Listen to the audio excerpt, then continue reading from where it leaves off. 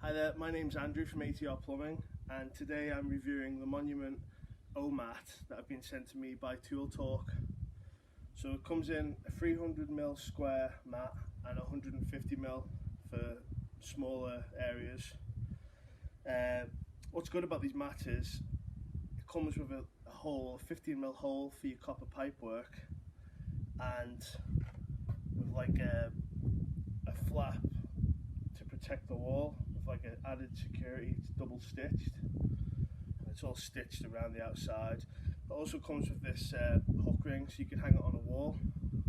But what's really good about it, if you're soldering a pipe on a wall like what I've set up here, normally a mat would just fall down the back of these, but because this has the 50mm hole to slide over the pipe, you can just put it like that and then solder your pipe.